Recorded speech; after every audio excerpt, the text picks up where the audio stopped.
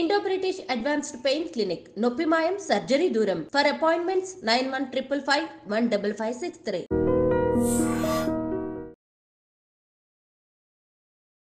అందరికీ నమస్కారం. నేను Swaroopa Potlapalli. Welcome to I dream.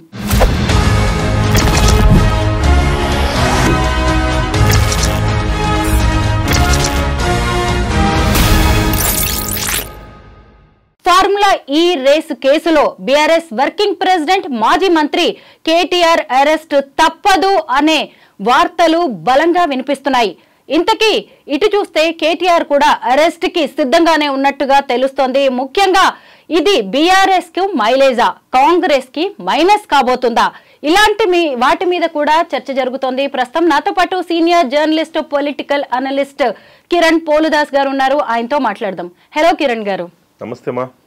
KTR arrest అని అసలు బలంగా వార్తలు వినిపిస్తున్నాయి. మీరు చూస్తూనే ఉన్నారు, ఆయన మీద ఇప్పటికే 4-5 కేసుల్లో అలిగేషన్స్ అనేవి కూడా కనిపిస్తున్నాయి. మీరేమంటారు కేటీఆర్ అరెస్ట్ కి సంబంధించి? ఇక్కడ సహజంగా నేను ఈ విషయంలో ఒక నానుడి చెప్తా ఉంటా. రోగి కోరుకున్నది పాలే, డాక్టర్ ఇచ్చింది పాలే. ఔషధంగా మంది ఇవాళ ఏంటంటే పాలు తాగండి వెచ్చగా అని డాక్టర్ చెప్పాడు. అబ్బా పాలు ఇస్తే బాగుండని ఆయన అనుకున్నాడు. అట్లా ఇవాళ కేటీఆర్ కోరుకుంటున్నది అరెస్టు, రేవంత్ రెడ్డి కోరుకుంటున్నది కూడా అరెస్టే, రేవంత్ రెడ్డి ఇస్తున్నది అరెస్టే. కాబట్టి ఇద్దరి మనసులో ఒకటే ఉంది, లక్ష్యం ఒకటే, అరెస్ట్ అయితేనే పార్టీకి బజ్ వస్తుందని కేటీఆర్ గారు భావిస్తున్నారు. చాలా స్తబ్దత ఉంది. బీఆర్ఎస్ పార్టీ గతంలో ఎప్పుడు ప్రతిపక్షంలో లేదు కాబట్టి, అంతకుముందు ప్రతిపక్షంలో ఉంది, కానీ ఇంత పెద్ద విజయం వచ్చి దాదాపుగా 10 ఏళ్ల పాటు అధికారంలో ఉన్న తర్వాత ఇవాళ కాంగ్రెస్ పార్టీ మళ్ళీ అధికారంలోకి వచ్చిన తర్వాత బీఆర్ఎస్ పార్టీలో ఎందుకో ఒక స్తబ్దత ఏర్పడింది. కౌశిక్ రెడ్డి లాంటి ఒకరిద్దరు నాయకులు తప్ప మిగతా వాళ్ళలో కొంత స్తబ్దత బాగా వచ్చిందని చెప్పాలి.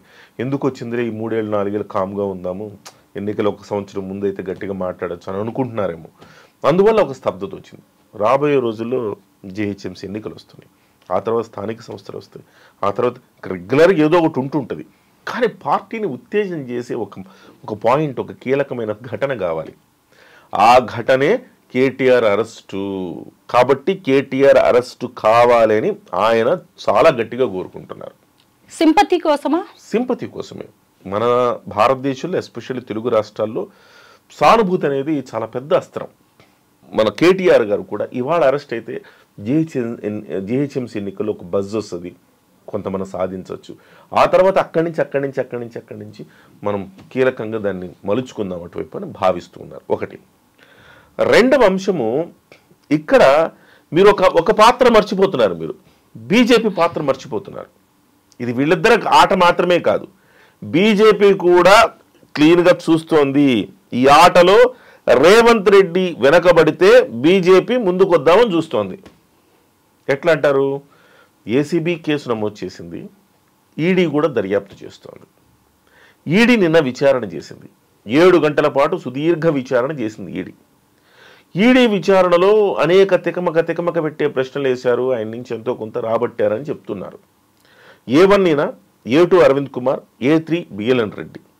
సో వీళ్ళిద్దరి నుంచి ఏవైతే ప్రశ్నలు వీళ్ళ దగ్గర వేసి కొంత సమాచారం రాబట్టారో ఈయన క్రాస్ క్వశ్చన్ చేశారు. సో ఇక్కడ కొంత ఇబ్బంది అయితే జరిగింది. కానీ కాంగ్రెస్ పార్టీ నాకు తెలిసినంత వరకు వెంటనే అరెస్ట్ చెయ్యాలని కాంగ్రెస్ పార్టీ అనుకోవట్లా. ఇలాగే విచారణలకు పిలుస్తూ ఇబ్బంది పెడుతూ ప్రెషర్ పెడుతూ ఒకరోజు కచెక్కని అరెస్ట్ చేస్తారు. అరెస్ట్ ఖాయం. కానీ వెంటనే ఎందుకు అరెస్ట్ చేయాలి? వెంటనే అరెస్ట్ చేసేస్తే దాంట్లో ఆ ప్రెషర్ ఎక్కడ బిల్డప్ అయింది. కాబట్టి నిదానంగా అరెస్ట్ చేద్దామని కాంగ్రెస్ పార్టీ భావిస్తుంది. ఏమాత్రం ఆలస్యమైనా బీజేపీ టేక్ ఓవర్ చేయాలని బీజేపీ భావిస్తుంది, with consent of BRS. ED విచారణ జరుగుతున్న సందర్భంలో, ఏసీబీ విచారణ జరుగుతున్న సందర్భంలో ఏసీబీ అటువైపు అరెస్ట్ చెయ్యకపోతే ఈడీ అరెస్ట్ చేయడానికి సిద్ధంగా ఉందన్న వార్తలు కూడా వస్తున్నాయి.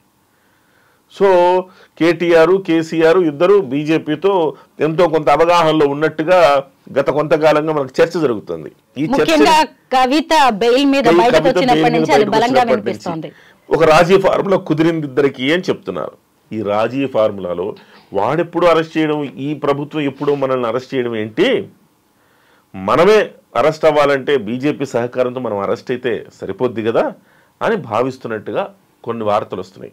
బహుశా ఈ ప్రభుత్వం ఆలస్యం చేస్తే గనక రాష్ట్ర ప్రభుత్వం కేంద్ర ప్రభుత్వ ఆధ్వర్యంలో ఉండే స్వతంత్ర దర్యాప్తు సంస్థ అయిన ఈడీ కూడా అరెస్ట్ చేసే అవకాశం ఉంది అంటున్నారు.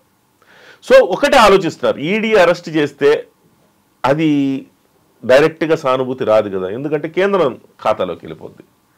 రాష్ట్ర ప్రభుత్వం అరెస్ట్ చేస్తేనేమో రాష్ట్ర ప్రభుత్వ ఖాతాలో ఉంటుంది, ఆ సానుభూతి పెద్దది. అటు వాళ్ళు అరెస్ట్ చేస్తేనేమో సానుభూతి రాష్ట్ర ప్రభుత్వం తప్పు చేసినట్టు అవ్వదు అప్పుడు. సో కాబట్టి ఈ గేమ్ ఆడుతున్నారు, ఇటు కాంగ్రెస్, అటు బీజేపీ, ఇటు బీఆర్ఎస్, ఏదో దాగుడు మూతల గేమ్ నడుస్తూ ఉంది అనిపిస్తుంది.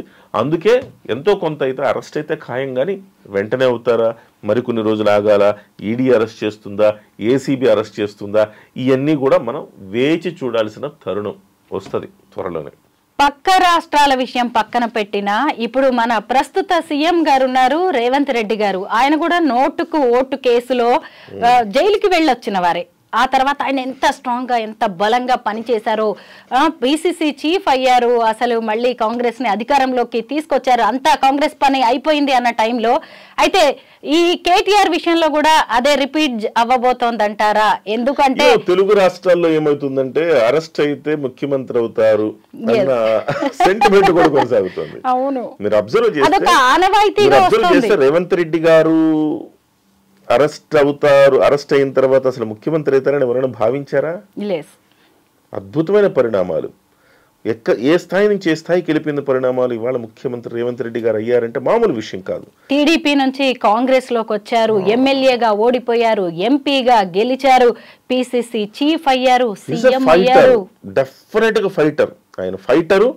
నిజం చెప్పాలంటే అరెస్ట్ అనేది ఆయనకు లాభించిందని కూడా నేను అనుకోను, కానీ ఆ సెంటిమెంట్ వర్కౌట్ అయిందా, అరెస్ట్ అయిన వాళ్ళందరూ ముఖ్యమంత్రి అవుతారన్న సెంటిమెంట్ వర్కౌట్ అయిందో లేదో తెలియదు, కానీ బట్ కేటీఆర్ గారు ఎప్పుడో ముఖ్యమంత్రి అవ్వాల్సింది, కానీ అనివార్య కారణాల వల్ల, కొన్ని కుటుంబ కారణాలని చెప్పండి, బయట కారణాలని చెప్పండి, మొత్తం మీద ఆ సాహసం కేసీఆర్ గారు చేయలేదు.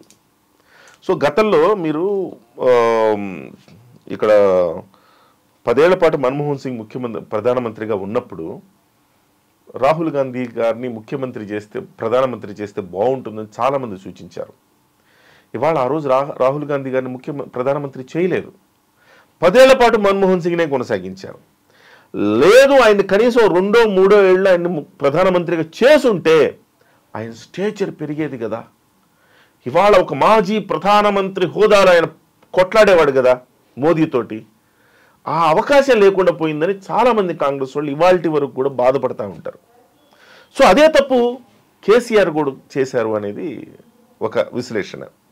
ఇప్పుడు మరి తప్పు జరిగిపోయింది, ఇప్పుడు ఏం చేయలేం కదా. మరి కేటీఆర్ అరెస్ట్ అయితేనే కేటీఆర్కి మళ్ళీ ఆ హీరోయిజం వస్తుంది, ఆ బజ్ వస్తుంది. అప్పుడే కేటీఆర్ ముఖ్యమంత్రి పదవికి ఆయన సరిదూగుతాడని అనుకుంటారని ఒక వర్గం ఆ సెంటిమెంట్ అంటారు, ఇంకోటి అంటారు, కానీ మొత్తం మీద ఆలోచిస్తున్నారు. ఏదేమైనా కేటీఆర్ అరెస్ట్ అయితే ఖాయం, కానీ ఎప్పుడు అరెస్ట్ అవుతారని కొంత వేచి చూడాల్సిందే తప్ప కేటీఆర్ అరెస్ట్ అయితే ఈసారికి మళ్ళీ కేటీఆర్ ముఖ్యమంత్రి అవుతారంటే అది క్వశ్చన్ మార్కే. 2023లో ఎన్నికలు మామూలుగా ఉండవు తెలంగాణలో, ఒక పక్షం వైపు ఉండే అవకాశం లేదు. 3 పక్షాలు కొట్టుకుంటాయి. డెఫినెట్గా ఏ 2 పక్షాలు కలిస్తే అధికారం వస్తుందో ఆ రకమైన సమీకరణాలు ఉంటాయి తప్ప ఏదో ఈసారి చాలా నల్లేరు మీద నడక అనుకునే పరిస్థితి ఉంటుందని నేను అనుకోవట్లేదు. మొత్తానికి కేటీఆర్ అరెస్ట్ బీఆర్ఎస్ కి మైలేజ్ అంటారు. ముఖ్యంగా ఇప్పుడు రాబోయే GHMC elections, local body elections లో ఇప్పుడు మళ్ళీ క్లీన్ స్వీప్ చేయాలంటే ఈయన అరెస్ట్ సింపతిగా మారాల్సిందేనంటారు. ఎందుకంటే ఎలాగో మళ్ళీ 4 ఏళ్ల దాకా ఎలక్షన్స్ లేవు, సీఎం పదవి మీద ఆశలు లేవు, అధికారంలోకి వచ్చే అవకాశం లేదు. ఇప్పుడు ఏమాత్రం ఛాన్స్ ఉన్నా GHMC and local body. GHMC ఎన్నికలు అసలు కాంగ్రెస్ పార్టీకి కొంత ఇబ్బందికరమైన పరిణామం. జిహెచ్ఎంసీ ఎన్నికల్లో ఇప్పటికి కూడా కాంగ్రెస్ పార్టీ చాలా కాన్ఫిడెంట్గా ఉన్నట్టు నాకు కనబడట్లా. కారణం ఏంటంటే హైడ్రా అనేది పెద్దవాళ్ళకే పరిమితమైంది, చిన్నవాళ్ళకి సఫర్ కాలేదా అనుకున్నా కానీ ఈ మూసీ ప్రక్షాళన విషయంలో చాలా వ్యతిరేకత వచ్చింది. నెంబర్ 1 వ్యతిరేకత అది. అది ఏమనుకుంటున్నారంటే చాలా మంది తెలియక హైడ్రా మూసి రెండు ఒకటే అని చెప్పి హైడ్రా మీద తీవ్రమైన వ్యతిరేకత, పెద్దోళ్ళని కొడితే మమ్మల్ని ఎందుకు ఇబ్బంది పెడుతున్నారు అని చెప్పేసి తీవ్రమైన వ్యతిరేకత ప్రజల్లో ఉంది. ఎప్పుడు ఎవడు ఇంటి కొట్టేస్తాడో అర్థం కాకుండా ఉందన్నమాట. సో అదొక మైనస్ ఉంది ఈ పార్టీకి, ఎస్పెషల్లీ హైదరాబాద్లో. రెండవ మైనస్, చాలామంది రియల్ ఎస్టేట్లో పెట్టుబడులు పెట్టారు. ఈ ప్రభుత్వం వచ్చాక పూర్తి స్థాయిలో చతికిలబడింది రియల్ ఎస్టేట్. సో అలాంటి పరిస్థితుల్లో మళ్ళీ ఈ ప్రభుత్వాన్ని మళ్ళీ మనం బతికిస్తే మన రియల్ ఎస్టేట్ ఇలా అయిపోతుందన్న ఒక కారణంతో ప్రతి వాడం ఒక 50,000 వచ్చేవాడు కూడా ఎక్కడో దగ్గర 200 గజాలు కొనుక్కున్నాడు. ఈ 200 గజాలు కొనుక్కున్నాడు కదా, ఒక 5 ఏళ్ల తర్వాత అది కాస్త మంచిగా రేటు పెరుగుతుందని ఆశించి ఊహించి కొనుక్కున్నారు. ఏపీ వాళ్ళు ఎవరు ఏపీలో పెట్టుబడులు పెట్టకుండా ఇక్కడ పెట్టారు. ఇవాళ ఆ రియల్ ఎస్టేట్ కూడా కుదేలయ్యేసరికి ఈ రెండు అంశాలు హైదరాబాద్ ప్రజల్లో ఈ ప్రభుత్వానికి మైనస్ అయ్యాయి. సో ఇదిగాక మళ్ళీ కేటీఆర్ అరెస్ట్ కూడా జరిగితే ఇది మూడో మైనస్ అవుతుంది. డెఫినెట్గా బీఆర్ఎస్కి ప్లస్ అవుతుంది. సో ఆశలు వదులుకోవాలా.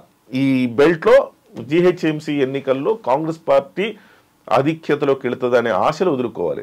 కాపాడితే మన ఎంఐఎంఏ కాపాడాలా కాంగ్రెస్ పార్టీని, ఎందుకంటే ఎంఐఎం బలంగా ఉంటుంది కదా. సో ఎంఐఎం మీద ఆశలు పెట్టుకొని కాంగ్రెస్ పార్టీ ముందుకెళ్ళాలి. మరి ఏం చేస్తారో చూడాలి. మార్పు కావాలి అనుకుంటూ కాంగ్రెస్ ప్రభుత్వానికి పగ్గాలు అప్పగించారు. మీరు ఈ ఏడాది కాంగ్రెస్ పాలన చూశారు, రేవంత్ రెడ్డి గారి పాలనను మీరు చూశారు.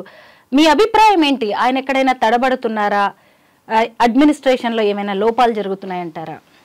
అంటే